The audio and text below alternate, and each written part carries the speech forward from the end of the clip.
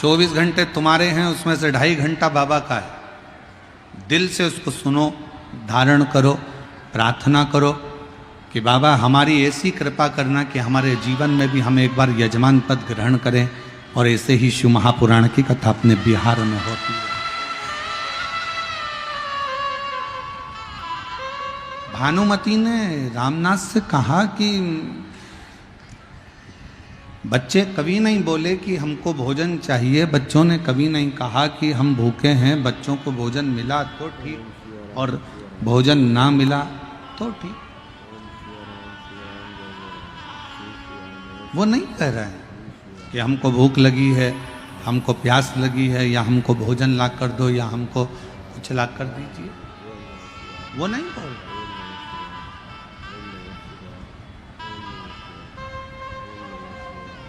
आप चिंता मत करो, छोड़ दो शिव पर। एक ज्ञान और एक व्यवहार, दो चीजें हैं।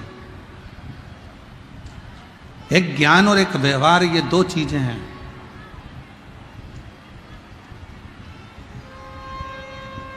व्यवहार भी प्रबल है और ज्ञान भी प्रबल है, पर इन दोनों में सबसे ज्यादा प्रबल क्या है? शिव महापुराण में तुमरुका जी कहते हैं इनमें सबसे ज्यादा प्रबल है व्यवहार। कभी कभी कोई मोटी फाइल किसी ऑफिस में, किसी ऑफिसर के पास में, राजनेता के पास में, कोई प्रशासन के पास में, कोई अन्य जगह पर कोई व्यक्ति का काम अटक जाता है, तो कई बार ज्ञान काम नहीं आता और व्यक्ति का जो व्यवहार होता है ना, प्रेम होता है ना, व्यवहारिकता होती है ना, वो फाइल को पूर्ण कर देता है। कभी कभी व्यवहार और ज्ञान, ये व्यवहार और ज्ञान में से कभी कभी ज्ञान हो सकता है कि समस्या की घड़ी में काम ना आए।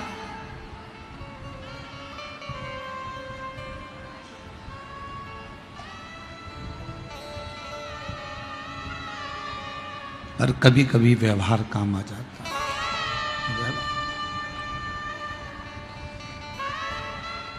तुम क्यों रो रहे? भानुमति अपने पति रामनाथ से कह रही है, तुम क्यों रो रहे? किस लिए? तुम्हारे रोने का कारण क्या है? क्यों रोते हो? किस लिए रोते हो? आज मैं बच्चों को कुछ दे नहीं पाया, आज मैं बच्चों को कुछ प्रदान नहीं कर पाया, आज मैं बच्चों का पेट नहीं भर पाया। बच्चों ने कभी कहा तुमसे कि हमको भूख लगी है और आज हमें भोजन नहीं मिला?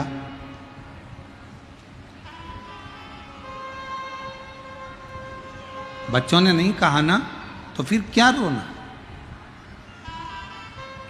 घर का सबसे बड़ा संस्कार यही है। एक बेटी जब उसकी शादी हो रही हो, अपने पापा का चेहरा देखकर, अपने पिता का चेहरा देखकर बेटी अपने पापा के पास जाकर कह दे, बाबुल, ए बाबू, बाबूजी, पिताजी, मेरी शादी हो रही है, पर एक बात कहूं पापा, इतना कर्जा मत कर लेना कि मेरे जाने के बाद तुम पूरी जिंदगी कर्जा चुकाते रहो। इतना कर्जा ना करिए पापा, बाबूजी। माना मैं आपकी बेटी हूं, पर पापा मैं आपको कर्जे में भी नहीं देख सकती, मैं आपको दुखी नहीं देख सकती। माना मैं आपकी बेटी हूं, पर मैं आपको कर्जे में नहीं देखूं। बाबा,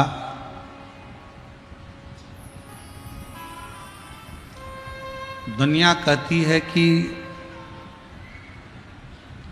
बेटी की विदाई में सबसे ज्यादा मार होती है, पर शिव महापुराण की कथा कहती है जब पार्वती जी विदा हो रही थी तो हिमालय राज, जिसको लोग पत्थर कहते हैं, उसके भी नेत्रों से पानी बह रहा था, उनके भी नेत्रों से जल बह रहा।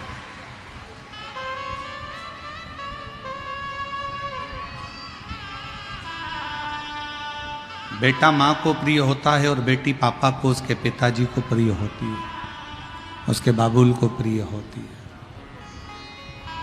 उसके पापा को प्रिय है। ये दुनिया की बड़ी विचित्र रीति है कि माँ जन्म देती है, पाल पोस कर बड़ा करती है, गर्भ में रखती है, 9 महीने तक माँ अपने पेट में रखकर अपनी बेटी की परवरिश करती है, पढ़ाती है, लिखाती है, उसको संभालती है। और वही बेटी एक दिन जब बड़ी होती है, युवान अवस्था में आती है, युवान अवस्था में जब आती है, तो वही बेटी विदाई की ओर जब जाती है, तो उस माँ से पूछना जिसने 9 महीने गर्भ में रखकर अपने कलेजे के टुकड़े को तुम्हारे हाथ में दे दिया हो, देख पूछो उससे।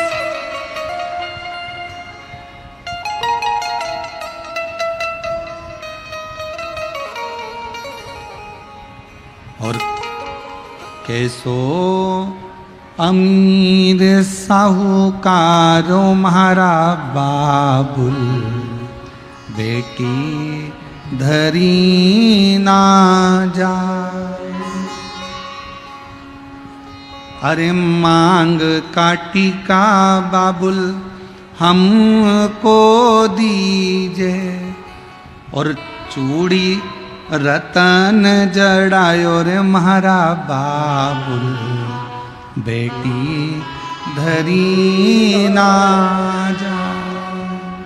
कैसो अमीर साहूकारो म्हारा बाबुल, बेटी धरी ना जाए। कितना भी धन हो, कितना भी वैभव हो, कितनी भी सत्ता हो, कितना भी धन भरा पड़ा हो, फिर भी एक क्षण ऐसा आता है कि बेटी को विदाई करते समय बाप को लगता है कि मेरी सारी दुनिया, मेरा सारा दौलत, मेरा सारा धन कहीं चले गया, कहीं चले गया। क्यों रो रहा है? किस लिए? और मेरी बेटियों,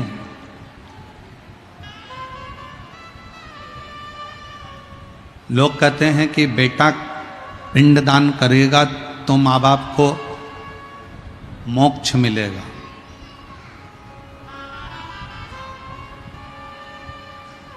पुराण कहती है कि बेटा पिंडदान करेगा, तर्पण करेगा तो माँ बाप को मोक्ष मिलेगा। पर शिव महापुराण की कथा कहती है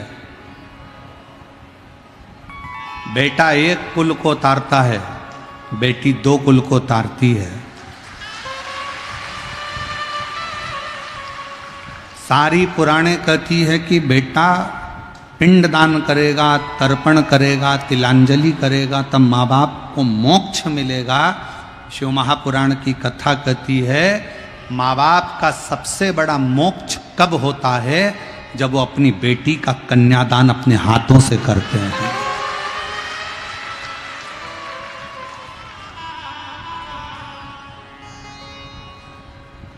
तुम किसी भी कॉलेज में पढ़ो,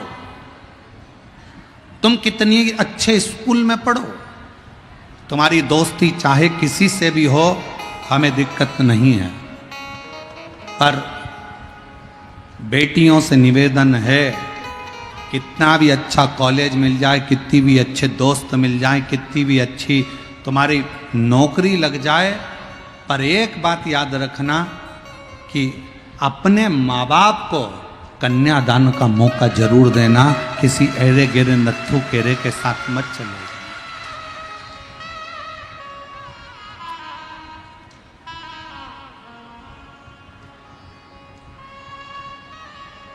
एक नर्क ऐसा होता है जिस नर्क में कन्यादान का पूछा जाता है।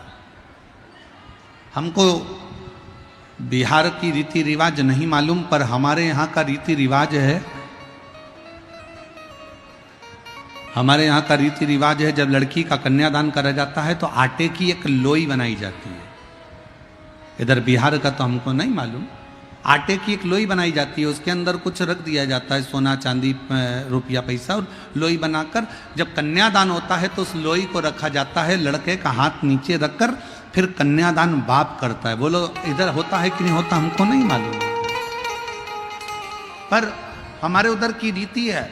लोग कहते हैं कि लड़का पिंड दान करता है, लड़का जब तलांजलि देता है तब माँ बाप को मोक्ष मिलता है। शिव पुराण कहता है कि बेटी के हाथ में जब वो आटे की लोई आती है और कन्यादान जब छूटता है, उस समय पर बाप जब कन्यादान कर रहा होता है, माँ जब कन्यादान कर रही होती है, हाथ में बस वो रखा कर जल जब छोड़ा जाता है कन्यादान का, उसी समय पर माँ बाप मोक्ष प्राप्त कर लेते हैं, फिर उनको कोई नरक नहीं भोगना पड़ता।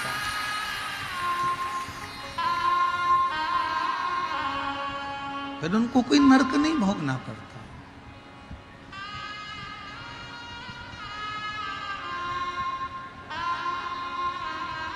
एक हृदय की रीत है। जब पार्वती जी की विदाई हो रही थी, मैनावती अपने कक्ष में माता पार्वती को लेकर पहुंची। अपने कक्ष में मैनावती ने पार्वती जी को गोदी में बिठाकर कहा, लाडो विवाह तो हमने कर दिया, पिता के घर में कितना भी वैभव होना वो मूल नहीं है, पर पति के घर में जो वैभव होगा ना, उसमें अपनी जिंदगी को निकालना है।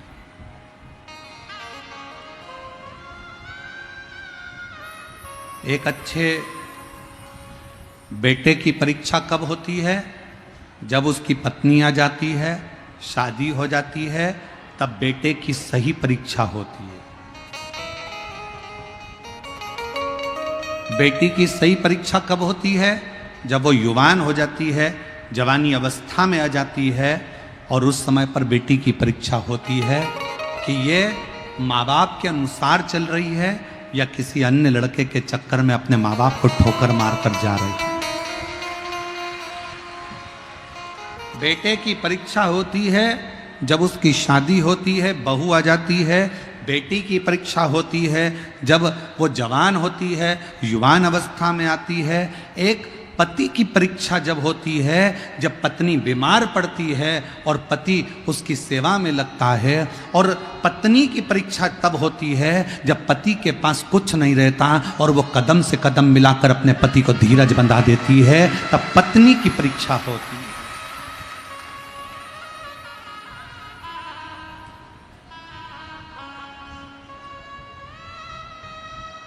तब पत्नी की परीक्षा।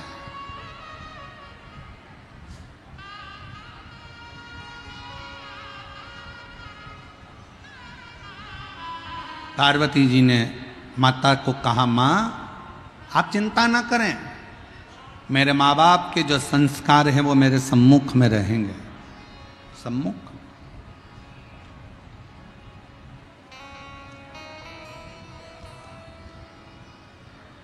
एक पिता के जीवन में कितना दुख होता है।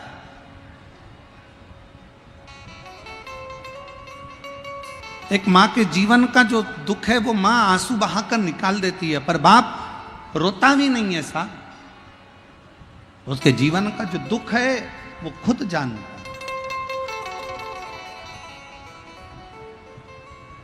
वो एक लाइन आती है ना कि वो मैया पे क्या बीत रही, बहना तू ये मैया पे क्या बीत रही, बहना तू ये कलेजे के टुकड़े, कलेजे के टुकड़े को रो रो के भुलाना, बाबुल का ये घर बहना, 2 दिन का ठिकाना। जीवन में कितना दुख एक पिता की जिंदगी में आता है, कितना दुख एक मां के जीवन में होता है। धन की प्रीति नहीं,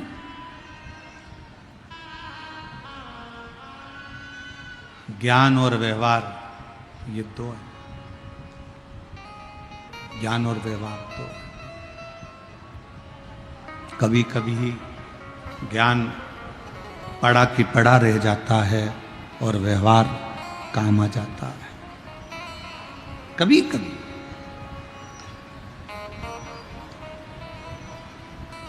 तुम कितने विद्वान हो, तुम्हारी विद्वत्ता तुम्हारे पास में रखिएगा।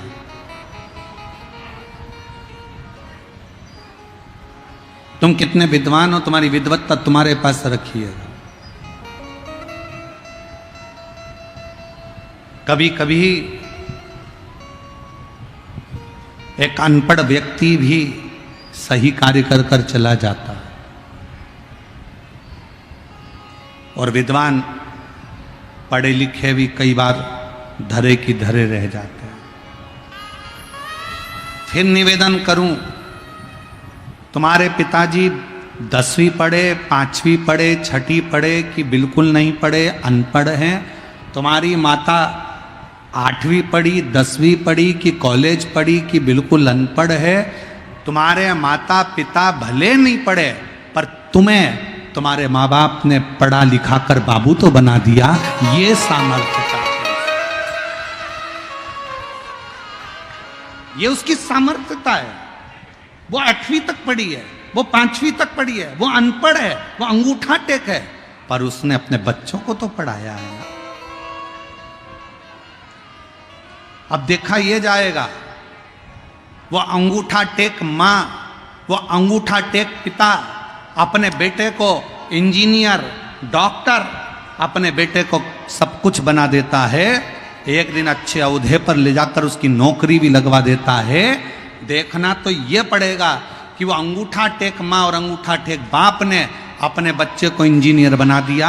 अब देखना यह है कि तुम पढ़े लिखे अपनी औलाद को कहां तक पहुंचाते हो, वो देखने वाली बात,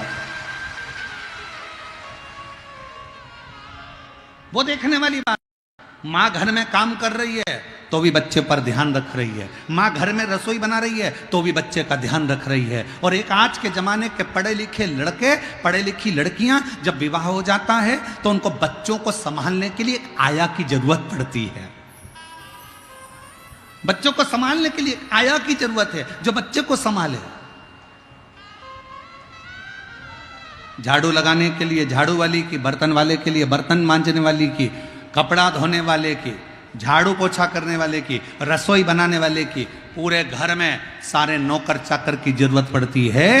पर एक अंगूठा टेक माँ झाड़ू भी लगाती है, पोछा भी लगाती है, बर्तन भी मांजती है, भोजन भी बनाती है और आए हुए मेहमानों का सम्मान भी करती है। और तुम जैसे बेटे को कभी कलेक्टर, कभी एसपी और कभी इंजीनियर, कभी डॉक्टर बना देती है।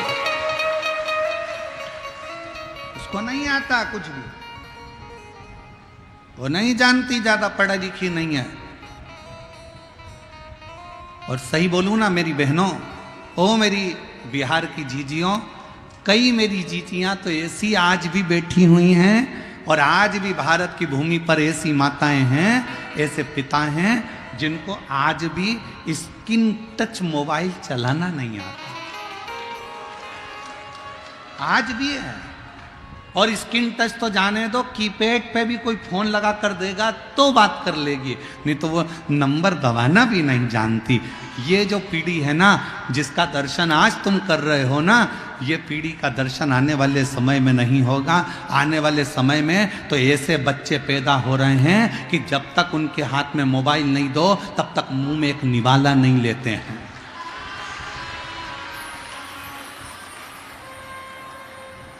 पहले मोबाइल दो, फिर उस पर वो देखेगा एक मोटा हाथी, फिर वो खाएगा। मम्मी उसके आगे पीछे घूमेगी, बेटा खा ले, बेटा खा ले, बेटा खा ले, बेटा खा ले। फिर कई बार बूढ़ी बूढ़ी माताओं के जब छठ पर्व में जब बहुएं आती हैं ना, मुंबई से, पूना से, पटना से जब बहुएं आती हैं ना, तो बूढ़ी बूढ़ी बिहार की फिर माताएं कहने में पीछे नहीं हटती। कई बार बिहार की माताएं फिर कह देती हैं, हमारी भी 4 औलाद थी, हमने पाल पोस के बड़ा कर दिया, खिला देते थे एक बार और खेलने चले जाते थे, और धाए बहू तेरी औलाद से, ऐसी औलाद पैदा करी, उसके पीछे 24 घंटे नाचो, ले बेटा खा ले, ले बेटा खा ले, ले बेटा खा ले, ले बेटा खा ले। दाए ऐसी बहू से कहां ढूंढोगे उसको, कैसे ढूंढोगे उसको?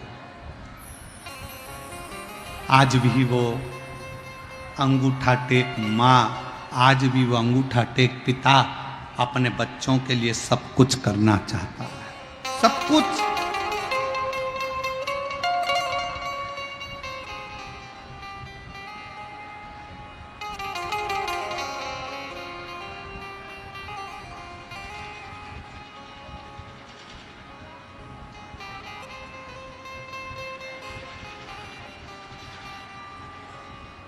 और जितने पढ़े लिखे लड़के बिहार से गए हुए, जितने बेटा बेटियां, तुम चाहे मुंबई रहो, चाहे पुणे रहो, चाहे विदेश में रहो, चाहे देश में रहो, जहां तुम्हारी मर्जी पड़े, जहां बिहार के ये बच्चे अपनी पत्नी और अपने बच्चों के साथ रह रहे हैं, मैं उनसे निवेदन करूंगा, आप भले वहां तुम्हारा बंगला बनाओ, चाहे कोठी बनाओ, पर तुम्हारे बूढ़े माँ बाप जिस गांव में रहते हैं ना, एक बार साल में 2 बार अपने माँ बाप के पास आकर पूछा करो, बाबूजी कोई चीज की जरूरत हो तो मैं बनवा देता हूं।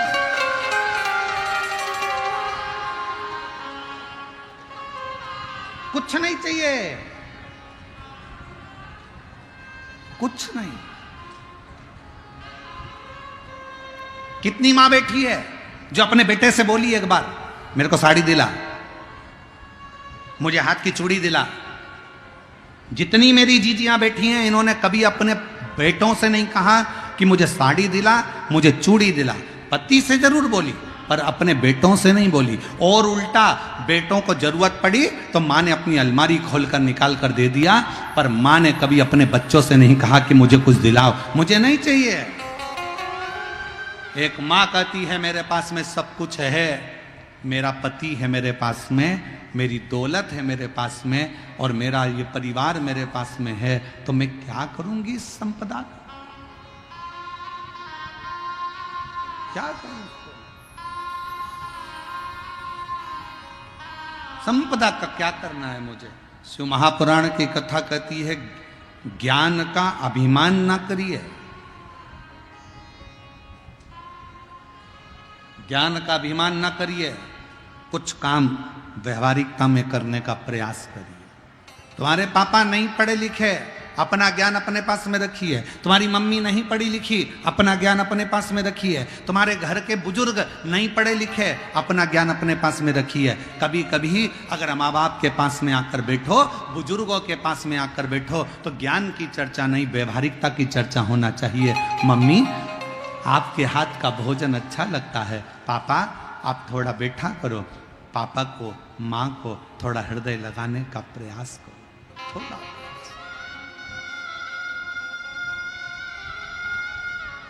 थोड़ा सा प्रयास।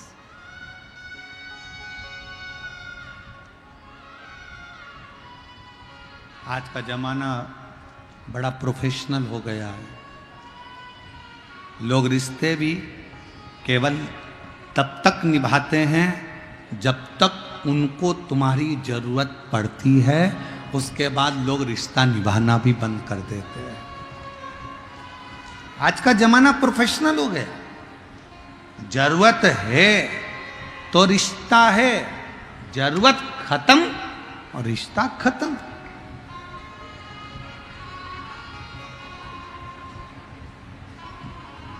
संबंध, व्यवहारिकता का संबंध। भानुमति ने रामनाथ से कहा, क्यों चिंता करते हो, अपने बच्चे हैं, आप चिंता ना करिए, आप टेंशन मत लो, आप चिंता मत करो। ये अपने बच्चे हैं, भोजन मिला तो ठीक है, नहीं मिला तो ठीक है। ये आपसे कभी नहीं कहेंगे कि हमें भोजन मिला कि ना मिला, हमें कुछ मिला कि नहीं मिला, ये कभी नहीं कहेंगे, आप टेंशन मत लो। दरवाजा बजाया गया, आवाज लगाई,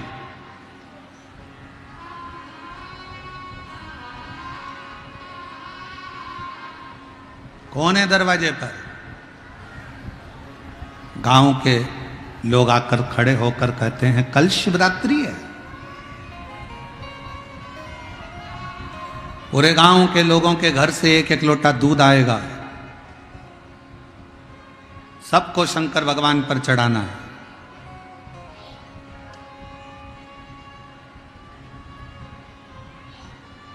रामनाथ, तुम्हारे घर से भी एक लोटा दूध शंकर जी के मंदिर में, शिवालय में एक चढ़ाने के लिए आना चाहिए। अब गांव के पटेल खड़े हो, गांव का सरपंच खड़ा हो, गांव का कोई विद्वान खड़ा हो, तो उनको पलटकर ये थोड़ी ना कहा जाता कि मेरे पास में कुछ नहीं है। ठीक है साहब, चढ़ाओ जरूर। जब तुम्हारे दरवाजे पर कोई कुछ लेने के लिए आए ना, तुम्हारे दरवाजे पर अगर कोई कुछ लेने के लिए आए तो बिल्कुल कभी मत बोलो कि मेरे पास कुछ नहीं है, मैं नहीं दे सकती, मेरी तो इतनी बेकार परिस्थिति है, मैं कहाँ से लाके दूंगी, मेरे पास तो 1 रुपया नहीं है। नहीं, उससे कहो आप चिंता मत करो, आप कार्यक्रम करो, जब मेरा बाबा मुझे देगा ना तो मैं झोली भरकर तुम्हारे दरवाजे पर डालकर चली जाऊंगी, तुम चिंता मत करो।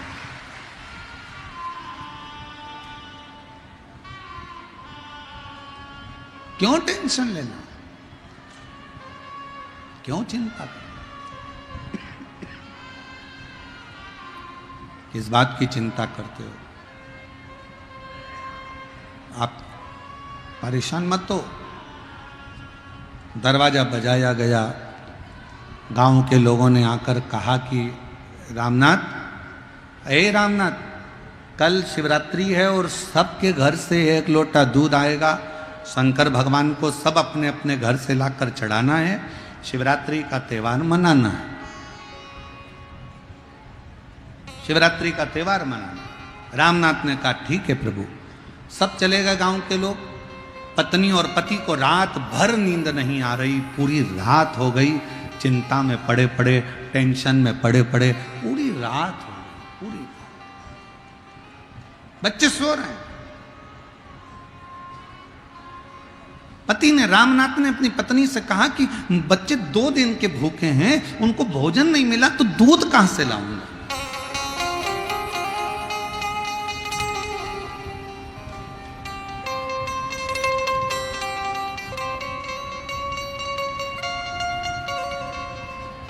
मैं दूध कैसे लेकर आऊं, कहां से लेकर आऊं?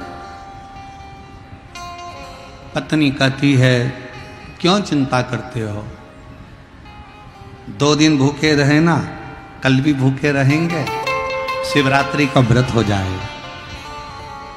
क्यों चिंता करते हो, शिवरात्रि का व्रत हो जाएगा।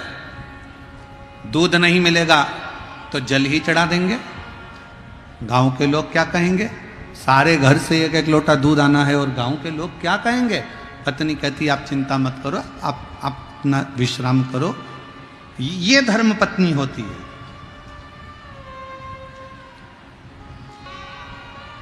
कितना भी कर्जा हो जाए, धर्म पत्नी खड़ी होकर कहते चिंता मत करो, कमाएंगे जब देंगे। पति कह रहा है मैं तो मर जाऊं तो अच्छा, सुसाइड कर लूं, नहर में चले जाऊं, नदी में चले जाऊं, कहां से कर्जा चुकाऊंगा? पत्नी उस जगह पर खड़े होकर कह दे तुम्हें चिंता करने की जरूरत नहीं है, जब आएगा तब देंगे। मरने का प्लान छोड़ो और व्यापार आगे कैसे बढ़ाना है, उन्नति की ओर कैसे बढ़ना है, अपन को कितनी मेहनत करना है, उस पर ध्यान दिया जाए।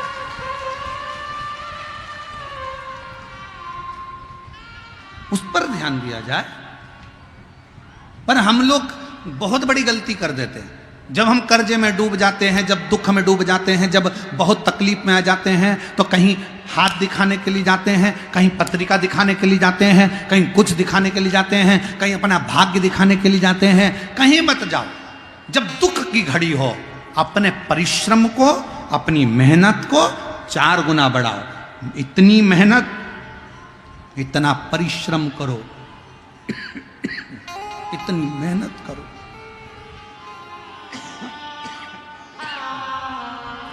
इतना परिश्रम, इतनी मेहनत करो, इतना परिश्रम करो और भगवान पर विश्वास रखो, भरोसा रखो, सफलता मिलेगी जरूर। भटक रहे हैं, भटक रहे हैं। और लोगों ने क्या कहा, किसी के यहाँ पूछने गए, साहब हमारे यहाँ इतना तकलीफ क्यों है, तो कह दिया तुम्हारी पड़ोसन ने, तुम्हारे रिश्तेदार ने तुम्हारे ऊपर कुछ कर दिया, इसलिए तुम दुखी हो। तो उससे कहो इसको सही कर दो।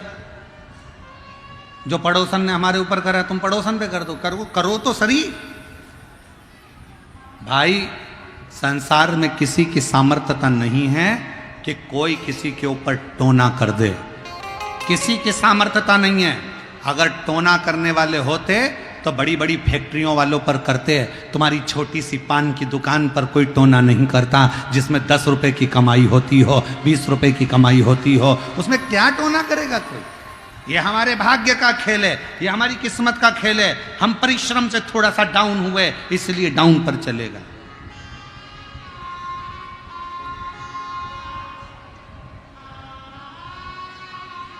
बढ़ाओ और मत बुरे कर्म कर वरना पछताएगा। भगवान की आंखों से तू बच नहीं पाएगा, तू बच नहीं पाएगा।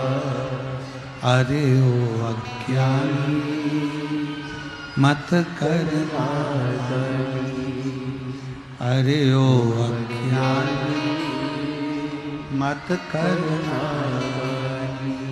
तेरे कर्म का फल भी तू ही पाएगा, जैसा तू। इसकी आवाज बढ़ाओ, अंदर के आएगा। मत बुरे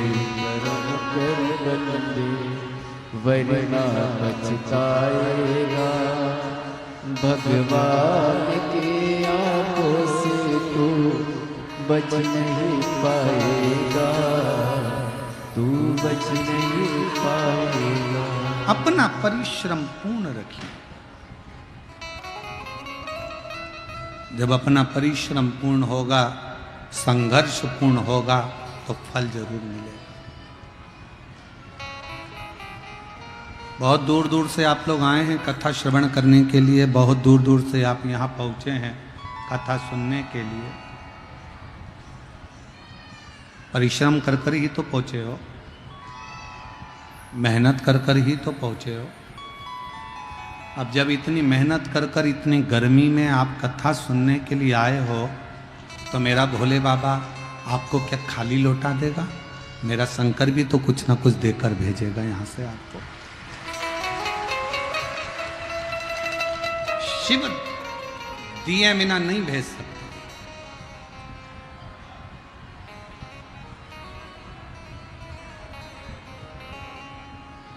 शंकर दिए बिना नहीं भेज सकते। एक पत्र अच्छा है, देखिए।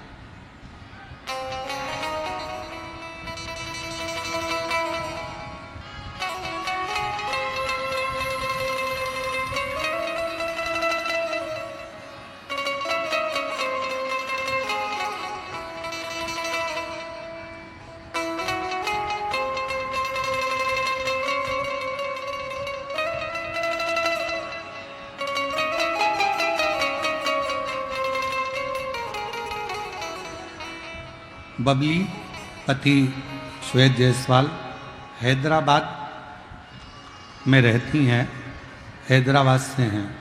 कहीं बैठी हों तो हाथ हिला सकती हैं। बबली पति श्वेत जायसवाल आप ही हैं, आ जाइए। हैदराबाद से हैं। एक लोटे जल का मैं क्या वर्णन करूं गुरुदेव। मेरी बेटी के नई जिंदगी दी है भोले बाबा ने। मेरी बेटी आद्या जायसवाल जब वो 2 साल की थी तो उसके चेहरे पर एक दाग आ गया था, और वो दाग चेहरे का डॉक्टर के हिसाब से ये दाग पूरे शरीर पर फैल जाता है, और दाग आया। अब मैं करूं तो करूं क्या। जितने डॉक्टरों को दिखा सकते थे दिखाया, पर वो दाग सही नहीं हो रहा था। डॉक्टर एक ही बात कहते थे कि ये दाग धीरे धीरे पूरा शरीर सफ़ेद कर देता है, पूरा शरीर बेकार कर देता है। मेरी मम्मी जो आपकी कथा सुनती हैं, उन्होंने मुझे आपकी कथा के बारे में बताया, और रोज़ शिवालय जाकर 1 लोटा जल चढ़ाती, कुछ उपाय करने को कहा, मैंने वो करा। रोज़ शिवालय जाने लगी, लेकिन उपाय नहीं कर पाई। हैदराबाद में उसकी सुविधा नहीं थी। फिर अचानक किसी कारण मेरा पति का मेरे को मायके जाने का मौका मिला, और वहाँ पर हमने ये उपाय किया। पूर्णिमा की रात्रि को गाय का आपने कहा था कि बछड़ा जब दूध पिए, दूध बछड़े के मुख पर आ जाए, उस फेन को चम्मच में निकाल लो, और जहाँ सफ़ेद दाग हो गया है या शरीर पर दाग हो गया है, वहाँ उस दूध को पूर्णिमा की रात्रि को लगाओ। रात्रि को थोड़ी देर लगाने के बाद चंद्र की रोशनी में रखने का शिव जी के नाम का श्री शिवाय नमस्तुभ्यम का उच्चारण करो, और फिर स्नान करा दो। हमने हमारी बेटी के साथ में वही पूर्णिमा वाला उपाय किया, और बाबा की कृपा से आज मेरी बेटी का पूरा शरीर मात्र 15 दिन के अंदर ही ठीक हो गया। मैं बाबा को यहाँ प्रणाम करने के लिए, मैं शिव को नमन करने। एक पत्र और बड़ा सुंदर है।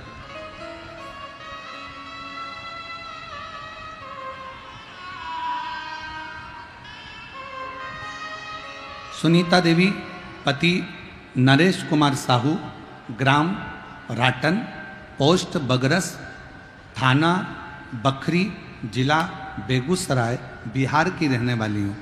कहीं बैठी हों तो बेलपत्र लेने के लिए आ सकती हैं। मेरा मोबाइल नंबर ये है। गुरुजी, मैं बाबा का क्या गुणगान करूं। काफ़ी हताश और परेशान थी बाबा। हमारा नाती 4 वर्ष का हो गया, परंतु कुछ भी बोलता नहीं था। बहुत सारे डॉक्टरों से दिखाया, कुछ सुधार नहीं हुआ। एक जगह डॉक्टर साहब बोले इसके गले में ऑपरेशन करना पड़ेगा। कुछ समझ में नहीं आ रहा था। परिवार के सभी लोग काफ़ी चिंतित हो गए थे। हमारी देवरानी आपकी कथा टीवी पर सुनती है, उसने हमें बताया कि सीहोर वाला बाबा कहता है, सुना करो, 1 लोटा जल सभी समस्या का हल। बाबा आपकी भी समस्या का हल करेंगे। शिव कथा में कुंदकेश्वर महादेव के नाम लेती, शंकर जी को चढ़ा हुआ जल लाती और बच्चे को पिला देती, बच्चे के चेहरे पर गले में लगा देती। मैं बाबा का क्या गुणगान करूं गुरुदेव। जो बच्चा डॉक्टर के हिसाब से बिना ऑपरेशन के बोल नहीं सकता था, उसको ऑपरेशन की जरूरत नहीं पड़ी, और आज मेरा बच्चा 4 साल का पूरा बोलने लगा। मैं बाबा को प्रणाम करने के लिए आई हूँ, बाबा को नमन करने के लिए।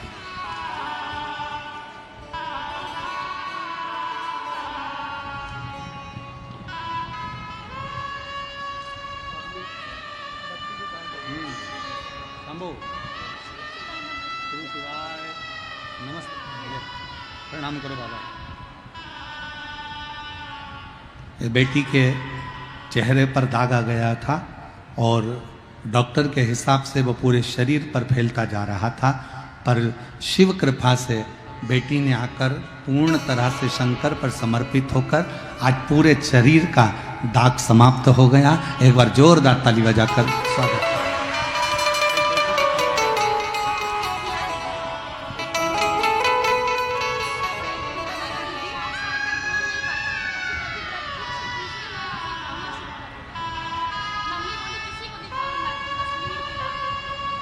ये बालक 4 साल तक बोलता नहीं था, और पशुपति व्रत और बाबा के भजन से आज पूर्ण तरह से बोलता है। एक बार जोरदार ताली बजाएं साथ।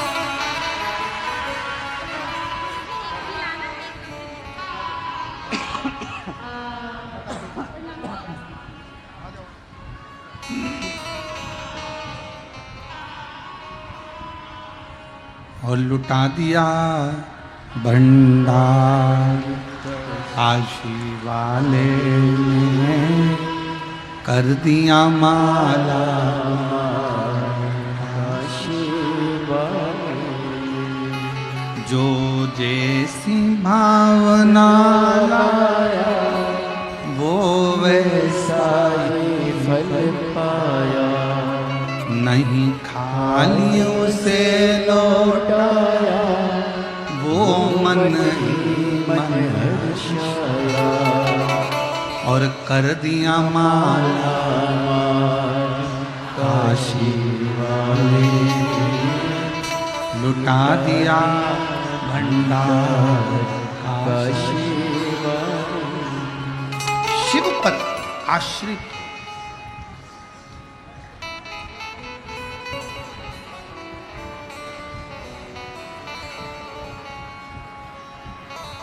लोग कहते हैं गुरुजी समस्या बहुत बड़ी है। हमने पूछा कितनी बड़ी है, कि बहुत बड़ी है। फिर पूछा कितनी बड़ी समस्या है, बहुत बड़ी है। हमने पूछा कितने साल की है समस्या, कितने साल से है? 10 साल, 15 साल, 20 साल, 24 साल, 25 साल, कितने साल?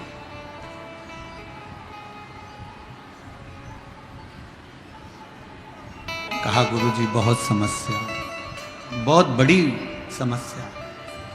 हमने कहा समस्या कितनी भी बड़ी हो, कैलाश पर्वत पर बैठने वाले महादेव से बड़ी नहीं हो सकती है, वो उसके चरणों की रज ही है।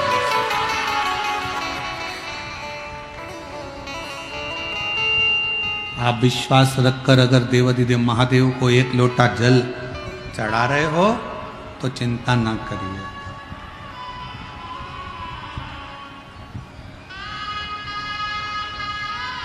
आप शिव को आश्रित होकर शंकर की शरणागति लेकर उसको भज रहे हो। क्या सोचना, क्या विचार करना?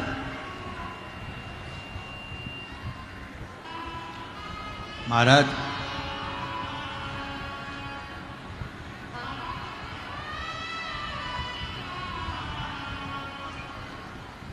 शंकर भगवान के मंदिर में जब जाओ तो पूर्ण भरोसे के साथ, और शंकर की कथा में आओ तो पूर्ण भरोसे के साथ।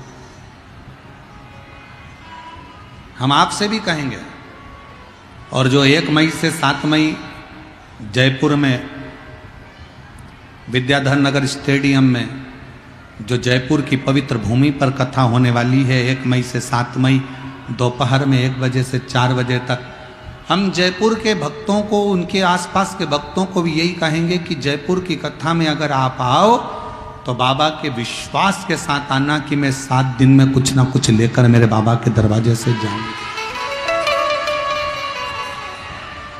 तो आओ, वरना मत आओ। आप आपका घर भरा, आप भरा।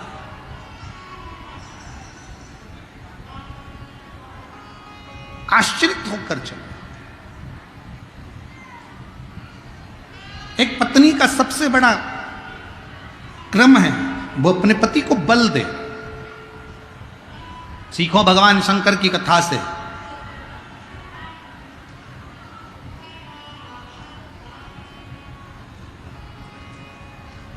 महिषासुर को मारना था,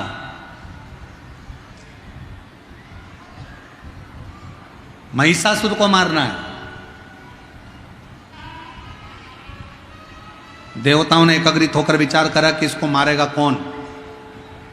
कहा इसको वही मार सकता है, इसने वर में मांगा है कि मैं किसी स्त्री के हाथ से मरूं। तो इतने में भगवान ब्रह्मा जी बोले कि, भगवान विष्णु बोले कि एक काम करो ब्रह्मा जी, तुम्हारी धर्मपत्नी ब्रह्माणी को कह दो कि वो महिषासुर को मार दो। ब्रह्मा जी बोले मेरी पत्नी ब्रह्माणी महिषासुर को नहीं मार सकती। क्यों? क्योंकि ब्रह्माणी ने मुझे श्राप दिया है कि पूरी पृथ्वी पर मैं केवल एक जगह पर पूजा जाऊंगा, वो पुष्कर की भूमि है। ब्रह्माणी का मुझे श्राप लगा है।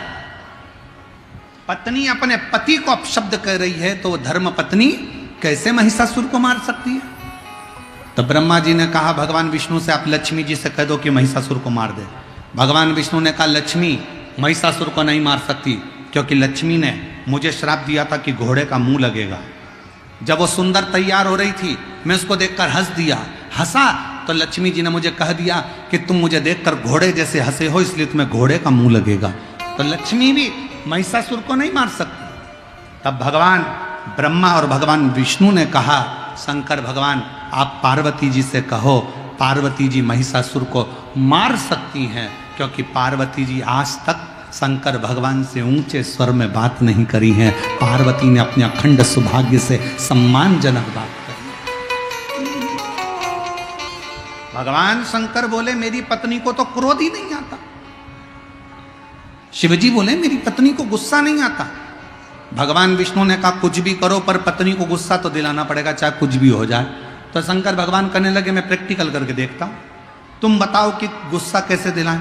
तो कहा कि तुम बस पार्वती जी के सामने तुम अगर पत्नी को गुस्सा दिलाना है तो उसके बाप को बखानो, उसके पिताजी को बखानो, ठीक है। अब भगवान शंकर गुफा में गए, पार्वती जी ने भोजन दिया। शिव जी भोजन करते करते बोले री पार्वती गजब की बात है, तेरे बाप भी बड़ा गजब था, इतना करोड़ों का धन होने के बाद भी उसने कन्यादान में 1 रुपया नहीं दिया। पार्वती जी मुस्कुराती रही। पार्वती जी ने पूछा क्या क्या चाहिए था कन्यादान में? अरे कम से कम सोफा देता, अलमारी देता, फ्रिज देता, कूलर देता, वॉशिंग मशीन देता, इतना सारा सामान देता। तो इतने में पार्वती जी बोली मेरा बाप तो सब कुछ दे देता, तुम रखते कहाँ कैलाश में कि शमशान में? रखने की जगह नहीं है और करे बाप सामान दे देता। अब भगवान शंकर को लगा मैं इसके बाप तक पहुंचा, ये मेरे बाप तक पहुंच जाएगी थोड़ी।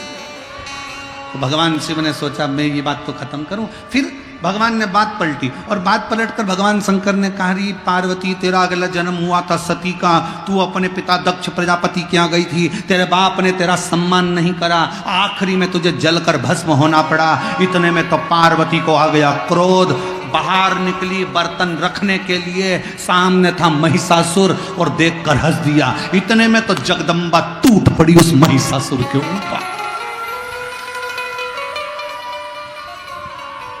अब क्या सीखे इस कथा में?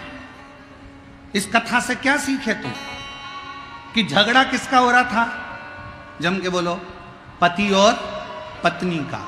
बीच में कौन आ गया? महिषासुर। तो मेरा निवेदन है जब भी पति पत्नी झगड़ा करे, आपस में लड़े, सास और ससुर से निवेदन है तुम बीच में कभी मत आओ।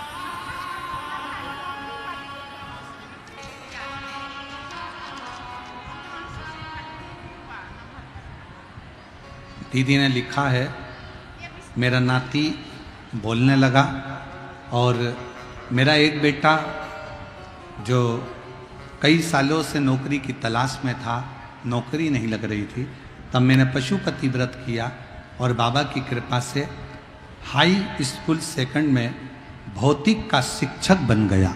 मैं बाबा को यहाँ प्रणाम करने के लिए आई हूँ। बहुत बहुत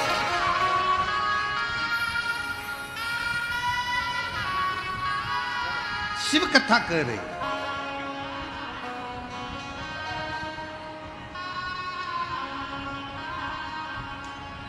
भगवान शंकर और पार्वती का झगड़ा हो रहा है और बीच में कौन आ गया? जम के बोले जरा, महिषासुर। जब पति पत्नी का झगड़ा हो, भूल से भी, बच्चों से भी कहेंगे, अगर पति पत्नी का झगड़ा हो, बच्चों से भी निवेदन है ना मम्मी के पास जाना ना पापा के पास जाना, नहीं तो मंदिर के घंटे तेरा बजा। चुप हो जाए, बिल्कुल ना जाए। थोड़ा शांति होगी अपने आप। और होता है कभी कभी पति कुछ बोल दे, पत्नी को गुस्सा आ जाए तो वो बच्चों को धो देती है, धो दे क्रोध। कथा कह रही है, भगवान शंकर का संवाद कर रहा है कि शिव तत्व कह रहा है, पत्नी अपने पति को यह विश्वास दिलाए कि तुम चिंता मत करो, तुम्हें टेंशन लेने की जरूरत नहीं। क्यों चिंता करते, किस लिए? आप उस पर भरोसा रखो, जरूर।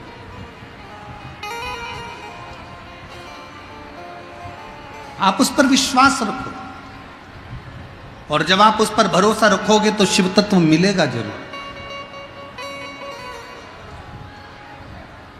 एक बहन है जो कथा में आई है और घर से संकल्प लेकर निकली थी कि मैं कथा श्रवण करने के लिए जाऊंगी।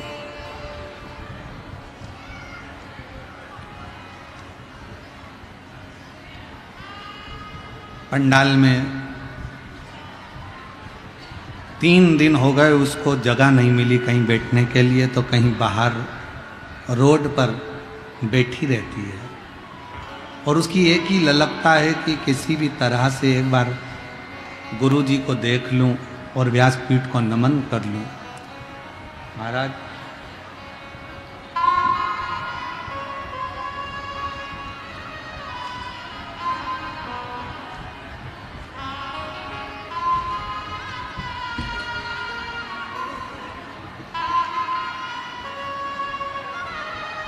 विजया भारती, पति सुरेंद्र कुमार भारती, मुजफ्फरपुर बिहार की हैं। कहीं बैठी हों तो वो एक व्यासपीठ पर जरूर आएं, क्योंकि 3 दिन से इस महिला ने एक अन्न का दाना नहीं खाया है। जब तक शिव का दर्शन ना कर लूं तब तक कुछ पाऊँ ना।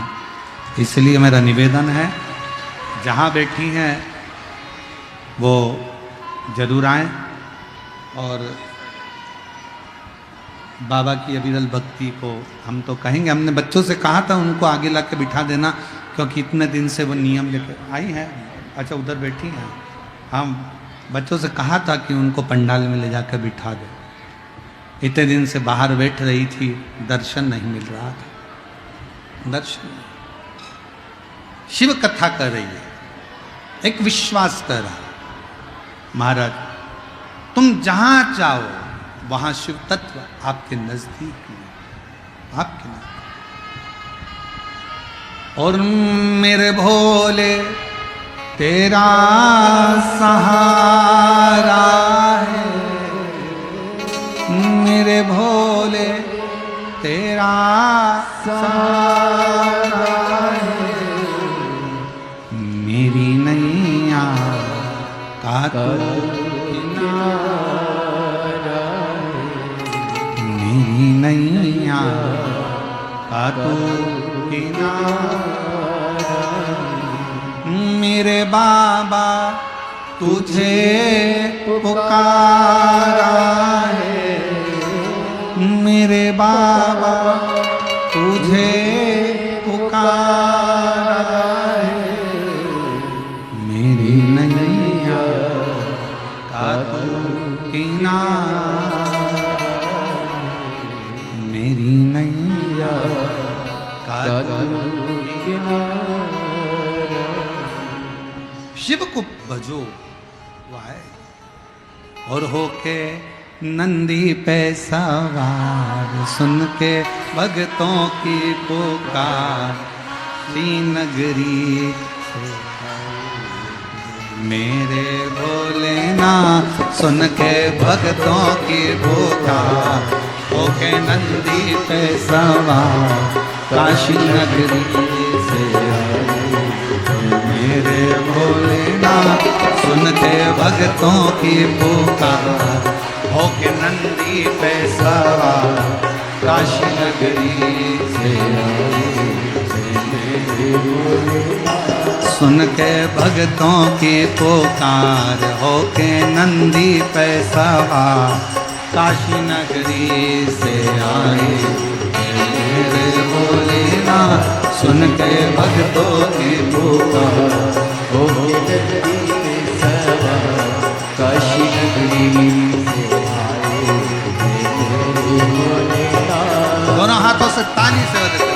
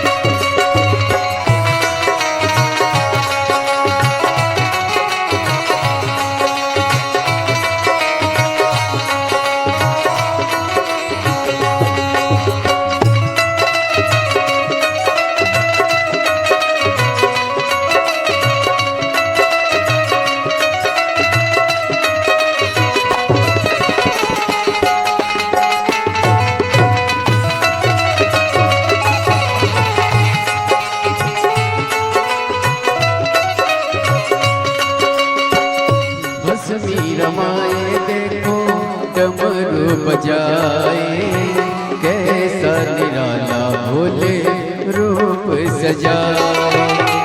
बस रमाए देखो डमरू बजाए कैसा निराला भोले रूप सजाए।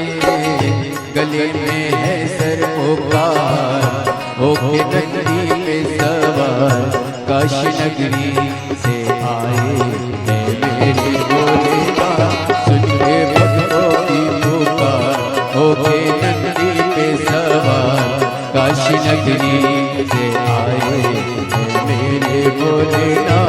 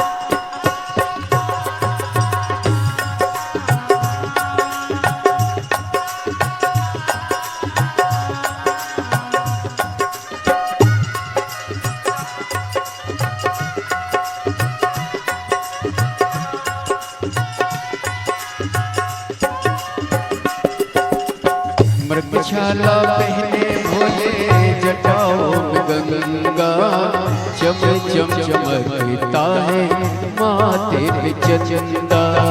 मृगशाला पहने भोले जटाओं में गंगा, चम चम चमकता है माथे पे चंदा।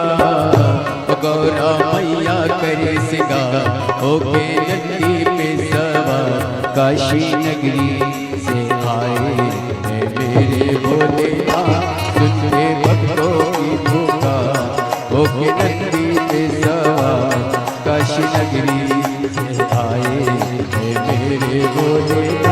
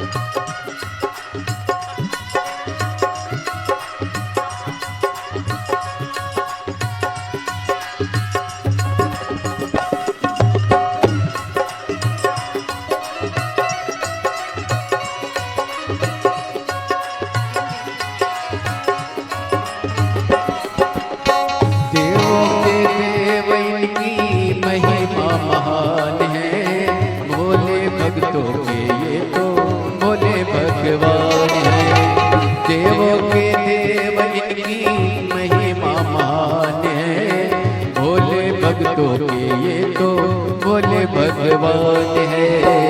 होकर के भक्तों का उद्धार होके नंदी पे सवार काशी नगरी से आए हैं मेरे भोलेनाथ।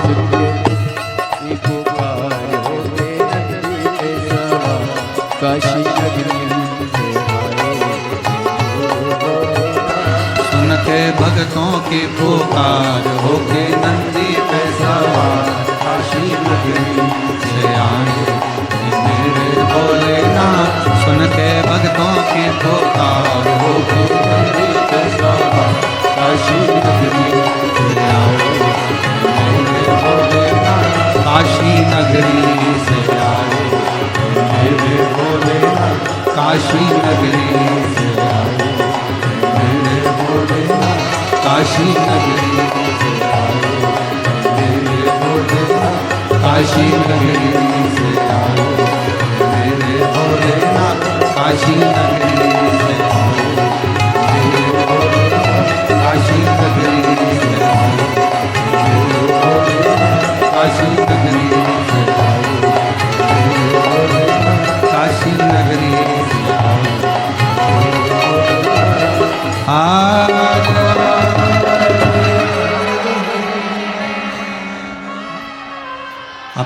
स्थान पर बैठकर भगवान देवाधिदेव महादेव से अपने मन का भाव बड़े आनंद के साथ कहिएगा।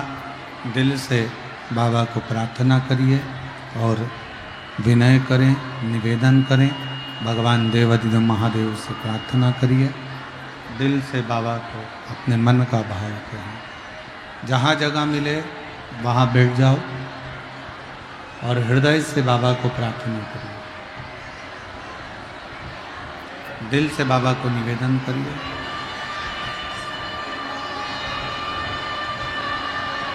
अपनी अपनी जगह पर बैठकर साथ में बोलिएगा।